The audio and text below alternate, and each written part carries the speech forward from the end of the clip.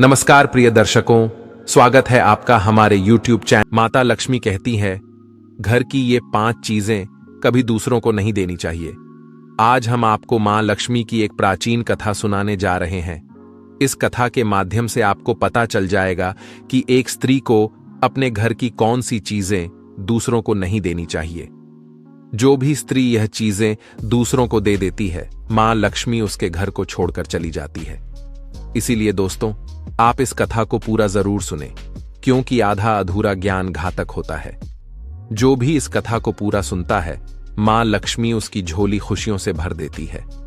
तो चलिए, बिना देरी किए आपको वह प्राचीन कथा सुनाते हैं। दोस्तों, पूर्व काल की बात है। मध्य देश में एक अत्यंत शोभायमान नगरी थी। उस नगरी में एक सुकन्या नाम की स्त्री अपने पति और सास ससुर के साथ निवास करती थी। सुकन्या एक पतिव्रता नारी थी, जो सत्य धर्म का पालन करने में तत्पर और गृह कार्य में दक्ष थी। सुकन्या का स्वभाव अत्यंत दयालु था। वह सदैव दूसरों की सहायता किया करती थी। सुकन्या का पति संजय एक वैश्य था। उसकी अनाज की एक दुकान थी। वह बाजार में लोगों की जरूरत की चीजें बेचा करता था। सुकन्या अपने पति से बहुत अधिक प्रेम करती थी। वह अपने पति को ही परमेश्वर मानकर उसकी सेवा करती थी। सुकन्या नित्य पति से पहले जागती थी। अपने घर का आंगन को स्वच्छ करती थी, फिर रंगोली बनाकर आंगन की सजावट करती थी। उसके बाद वह अपने घर को स्वच्छ करती, फिर स्नान आदि कार्य संपन्न करके वह तुलसी को जल देती थी और देवी देवताओं का पूजन करती थी। इस प्रकार से वह रोज अपने नित्य कर्म करती थी। सुकन्या ने कभी किसी का अनादर नहीं किया। वह सभी के साथ मधुर वाणी में बातें करती थी। सभी लोग सुकन्या को देखकर कहने लगे थे कि यह तो साक्षात लक्ष्मी के समान गुणों वाली स्त्री है। यह अपने परिवार का कितने अच्छे से ख्याल रखती है। इसके अलावा सुकन्या दान धर्म करते समय कभी अपने हाथ पीछे नहीं खींचती थी। उसके द्वार पर जो भी याचक आता, वह उसे दान दिए बगैर नहीं भेजती थी। उसके द्वार से कोई खाली हाथ नहीं जाता था। जो भी भूखा उसके द्वार पर आता, तो वह भरपेट भोजन करके ही लौटता था, जिससे उसके द्वार पर आए हुए सभी याचक अत्यंत प्रसन्न होकर उसे आशीर्वाद देकर लौट जाते थे। इतना ही नहीं, सुकन्या अपने पड़ोसियों की भी सहायता करती थी। उसके पड़ोस में जो भी गरीब और दुखी लोग रहते थे, उन्हें भी वह नित्य भोजन दिया करती थी। पड़ोसियों को जो जो चीजें लगती, सुकन्या बिना विचार किए ही दे दिया करती थी, जिस कारण से सुकन्या के पड़ोसी भी उसका बहुत अधिक सम्मान करते थे। वे कहते थे, अहो, यह सुकन्या तो साक्षात देवी है। देवी साक्षात मां अन्नपूर्णा ने ही सुकन्या के रूप में जन्म लिया है। लोग जब भी सुकन्या की प्रशंसा करते, तो वे सभी उसके विषय में अच्छी बातें ही कहते। लेकिन लोगों की बातें सुनकर भी सुकन्या ने कभी घमंड नहीं किया। वह उन सभी को आदर और सम्मान से ही बातें किया करती थी। फिर एक दिन की बात है, सुकन्या की एक पड़ोसन उसके घर पर आती है। सुकन्या उसका स्वागत करती है और बड़े प्रेम से उसे कहती है, हे बहन, हमारे घर में तुम्हारा स्वागत है। आज किस कारण से तुम्हारा मेरे घर पर आगमन हुआ है? यदि कोई वस्तु चाहिए तो मुझसे मांग लो, मैं तुम्हारी अवश्य मदद करूंगी। सुकन्या की पड़ोसन कहती है, हे सुकन्या बहन, आज मेरे घर पर बहुत से रिश्तेदार आए हैं।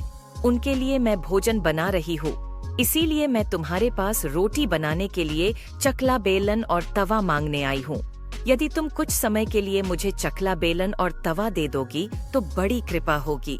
मैं काम हो जाने के बाद तुम्हें जल्दी ही लौटा दूंगी। सुकन्या कहती है, हे बहन, इसमें क्या बड़ी बात है?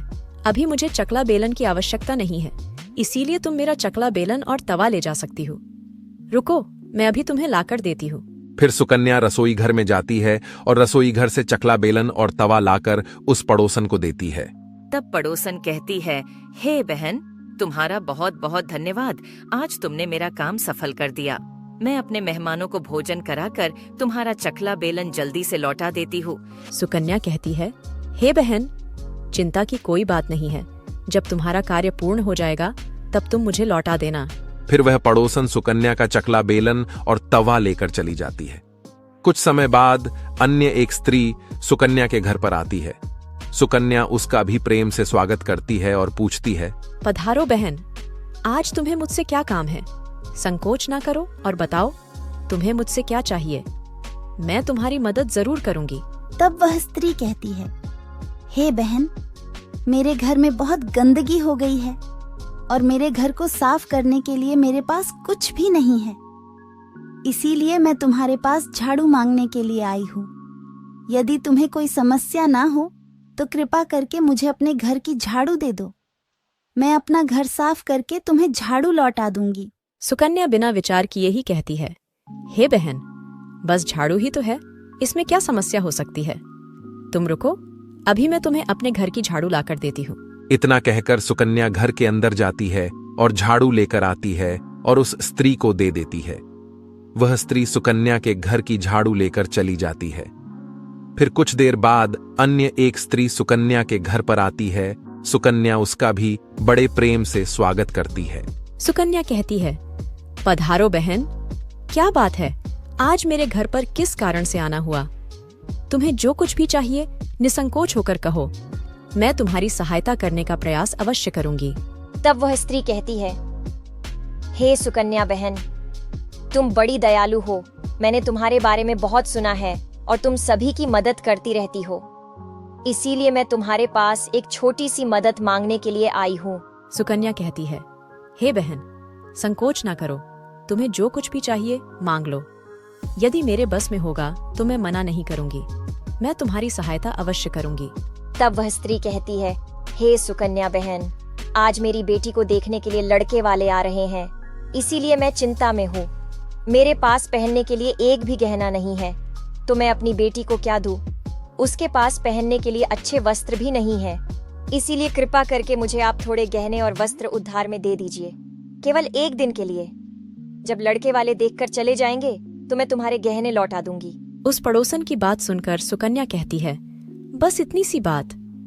हे बहन, तुम चिंता मत करो, तुम्हारी पुत्री मेरी छोटी बहन के जैसी है, उसकी सहायता मैं अवश्य करूंगी। मैं अभी तुम्हें मेरे गहने और साड़ी देती हूँ, जिसे पहनकर तुम्हारी पुत्री राजकुमारी लगेगी। फिर सुकन्या अंदर जाती है, गहने और साड़ी लेकर आती है और उस पड़ोसन को दे देती है। वह पड़ोसन प्रसन्न होकर सुकन्या के गहने और साड़ी लेकर चली जाती है। फिर शाम हो जाती है और अन्य एक पड़ोसन सुकन्या के घर पर आती है। सुकन्या उसका भी बड़े प्रेम से स्वागत करती है और कहती है, पधारो बहन, आज किस कारण से मेरे घर पर आना हुआ? बताओ, मैं तुम्हारी किस प्रकार से सहायता कर सकती हूँ? तुम्हें जो कुछ चाहिए निसंकोच होकर कहो, मैं तुम्हारी मदद जरूर करूंगी। वह पड़ोसन कहती है, हे सुकन्या बहन, तुम बड़ी दयालु हो और तुम सभी की मदद करती हो, इसीलिए मैं तुम्हारे पास आई हूँ। मेरा बच्चा भूखा है और उसे पिलाने के लिए दूध नहीं है, इसीलिए मैं तुम्हारे पास दूध मांगने के लिए आई थी। अगर थोड़ा सा दूध मिल जाता तो बड़ी कृपा होती। सुकन्या कहती है, अरे बहन, इसमें कौन सी बड़ी बात है, लो अभी मैं तुम्हें दूध दे देती हूँ। सुकन्या रसोई घर में जाती है और थोड़ा सा दूध लेकर आती है और उस पड़ोसन को दे देती है। वह पड़ोसन प्रसन्नता से उस दूध को लेकर चली जाती है। इस प्रकार से सुकन्या अपने सभी पड़ोसियों की मदद कर देती है और प्रसन्न होकर घर का काम करने में लग जाती है। फिर रात होते ही उसका पति घर पर लौट आता है। सुकन्या अपने पति को प्रणाम करती है और उसकी खूब सेवा करती है। रात को दोनों पति पत्नी आनंद से सो जाते हैं। फिर दूसरे दिन वे जागते हैं तो उन्हें एक बहुत ही बुरी खबर कानों पर पड़ती है। एक आदमी दौड़ते हुए सुकन्या के घर पर आता है और सुकन्या के पति से कहता है, हे भाई, कल रात को किसी ने आपकी दुकान लूट ली है, सारा माल गायब है। सुकन्या का पति एकदम से घबरा जाता है और दौड़ते हुए अपने दुकान पर जाता है तो देखता है उसका सारा माल किसी ने लूट लिया है। वह देखता है कि उसके दुकान में रखा हुआ सारा धन भी चोरी हो चुका है। वह दुखी और निराश होकर घर पर लौटता है और सुकन्या को सारी बात बताता है, जिसे सुनकर सुकन्या बहुत दुखी हो जाती है। सुकन्या कहती है, आप चिंता न कीजिए जी, हमारे घर में अभी बहुत सारा धन रखा हुआ है, जिससे आप फिर से व्यापार शुरू कर सकते हैं। फिर सुकन्या अपने घर की तिजोरी में देखती है तो वह भी पूरी तरह खाली दिखाई देती है। उसके अंदर का भी सारा माल अब चोरी हो चुका था। यह देखकर सुकन्या बहुत दुखी हो जाती है। उसे समझ में नहीं आता कि यह कैसे हुआ। सुकन्या का पति उस पर बहुत क्रोधित हो जाता है और पूछता है, सुकन्या, सच सच बताओ, हमारे घर के अंदर रखा हुआ सारा पैसा कहाँ गया? सुकन्या कहती है, हे स्वामी, मैं घर पर ही थी, सारा धन तिजोरी में ही था, किसने इसे चुरा लिया पता नहीं। कृपया आप शांत हो जाइए, हम कोई ना कोई उपाय जरूर ढूंढ लेंगे।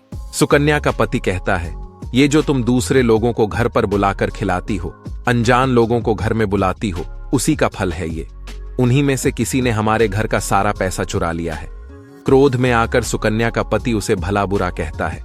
सुकन्या की सास भी उसे बहुत कोसती है और कहती है, तुम ही इन पड़ोसियों को घर की चीजें देती रहती हो, बिना सोचे किसी की भी मदद कर देती हो। उन्हीं में से किसी ने सारा पैसा चुरा लिया है। घर के सभी लोग सुकन्या को भला बुरा कहने लगते हैं। फिर सुकन्या अपने पति को दिलासा देते हुए कहती है, हे नाथ, मैंने मेरे कुछ गहने हमारी पड़ोसन को दिए हैं, मैं उसके पास से गहने लेकर वापस आती हूँ। फिर सुकन्या उस गरीब पड़ोसन के घर पर जाती है तो देखती है उसके घर पर कोई नहीं होता है। वह स्त्री भी घर छोड़कर सुकन्या के गहने लेकर भाग गई होती है। सुकन्या निराश होकर घर पर लौटती है और अपने पति को सारी बात बता देती है। सुकन्या की बात सुनकर उसका पति आग बबूला हो जाता है और सुकन्या को भला बुरा कहने लगता है। सुकन्या का पति कहता है, हे सुकन्या, तुम बड़ी मूर्ख हो, तुम्हारे ही कारण हमारा सारा धन वैभव चला गया है। तुम्हारे दान देने की आदत के कारण ही हमारे ऊपर यह मुसीबत आन पड़ी है। अब तू इस घर में नहीं रह सकती, तू अभी इसी क्षण इस घर को छोड़कर चली जा। सुकन्या कहती है, हे नाथ, आपके सिवा मेरा इस दुनिया में कोई नहीं है, मैं आपको छोड़कर कहाँ जाऊं। सुकन्या का पति कहता है, तू कहीं पर भी जा, लेकिन अब इस घर में तू नहीं रह सकती। तेरे ही कारण मेरा सब कुछ बर्बाद हो गया है।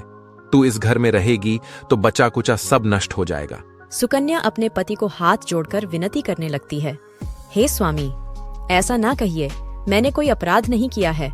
आपके बगैर मैं जीवित नहीं रह सकती, मुझ दासी को आप घर से मत निकालिए। लेकिन सुकन्या का पति उसकी एक नहीं सुनता है और उसे अपने घर से धक्के मारकर निकाल देता है और कहता है, अब तू इस घर से चली जा और लौट कर मत आना। चाहे तो किसी नदी में कूदकर अपनी जान दे दे, लेकिन अब तू इस घर में मेरे साथ नहीं रह सकती। फिर सुकन्या दुखी होकर रोते हुए अपने पति के घर को छोड़कर चली जाती है। चलते चलते सुकन्या माता लक्ष्मी के मंदिर में जाती है और मां लक्ष्मी से प्रार्थना करते हुए कहती है, हे माँ, मैंने ऐसा कौन सा पाप किया है जो मेरी ऐसी दशा हुई है। हे माँ लक्ष्मी, मैं तो नित्य आपकी पूजा करती थी, फिर भी आपने मेरा घर क्यों छोड़ा? कृपया मुझे बताओ माँ, मैंने ऐसा कौन सा अपराध किया जो आप मुझसे रूठ गई हो। फिर सुकन्या वहीं पर बैठकर सोचने लगती है, यदि मेरे पति मेरा स्वीकार नहीं करेंगे तो मैं जीवित रहकर क्या करूं? यदि मेरे ही कारण मेरे पति की दुर्दशा हुई है तो मुझे जीवित रहने का कोई अधिकार नहीं है। इतना सोचकर सुकन्या अपने प्राण देने के लिए नदी की तरफ जाने लगती है। नदी के पास जाकर सुकन्या माता लक्ष्मी से प्रार्थना करती है, हे माँ लक्ष्मी, अब मैं अपने प्राण देने जा रही हूँ। यदि मेरे द्वारा तुम्हारी पूजा में कोई कमी रह गई हो तो मुझे माफ करो। मैं अपने पति के बगैर जीवित नहीं रह सकती, इसीलिए अब मैं इस नदी में कूदकर अपने प्राण दे दूंगी। इतना कहकर सुकन्या नदी में कूदने ही वाली होती है कि साक्षात मां लक्ष्मी उस स्थान पर प्रकट हो जाती है। माँ लक्ष्मी सुकन्या से कहती है, रुक जाओ सुकन्या, रुक जाओ पुत्री, तुम यह क्या कर रही हो? सुकन्या आंखें खोलकर देखती है कि साक्षात मां लक्ष्मी उसके सामने खड़ी है। मां लक्ष्मी के दर्शन करके सुकन्या बहुत प्रसन्न हो जाती है और मां को बारंबार नमस्कार करते हुए कहती है, हे माँ लक्ष्मी, मुझे क्षमा करो, मैं बहुत बड़ा पाप करने जा रही थी। देवी लक्ष्मी कहती है, हे सुकन्या, मनुष्य को स्वयं अपने प्राण नहीं लेने चाहिए, यह महापाप है। ईश्वर ने जो शरीर प्रदान किया है उसे ऐसे नष्ट नहीं करना चाहिए। सुकन्या कहती है, हे माँ, मैं विवश हूँ, मेरे पति ने मेरा त्याग किया है और स्त्री को अपने पति को छोड़कर नहीं रहना चाहिए। मैं अपने पति को छोड़कर जीवित नहीं रह सकती, इसी कारण से अपने प्राण देने जा रही हूँ। देवी लक्ष्मी कहती है, हे सुकन्या, मैं सब कुछ जानती हूँ और यह भी जानती हूँ कि तुम्हारे पति ने तुम्हारा त्याग क्यों किया है। ये सब तुम्हारी ही भूल के कारण हुआ है। तुमने अनजाने में कुछ ऐसा चीजों का दान किया था जिस कारण से मुझे तुम्हारा घर छोड़कर जाना पड़ा। जो भी स्त्री अपने घर की इन चीजों को दूसरों को दे देती है, उनके घर में मेरा वास नहीं होता है। मैं उन वस्तुओं के साथ ही उनका घर छोड़कर चली जाती हूँ। तब सुकन्या कहती है, हे माँ, ऐसी वह कौन सी वस्तुएं हैं? कृपया आप मुझे बताइए, मैंने कौन सी वस्तुओं का दान किया जिस कारण से आपने मेरे घर का त्याग किया है? देवी लक्ष्मी कहती है, हे पुत्री, अब तुम ध्यान से सुनो। मैं तुम्हें उन चीजों के बारे में बताती हूँ जो किसी भी स्त्री को दूसरों को नहीं देनी चाहिए। इन चीजों का दान करने पर मैं उस घर को छोड़कर चली जाती हूँ। हे सुकन्या, सबसे पहली वस्तु है चकला बेलन और तवा। किसी भी स्त्री को अपने घर का चकला बेलन और तवा कभी दूसरों को नहीं देना चाहिए।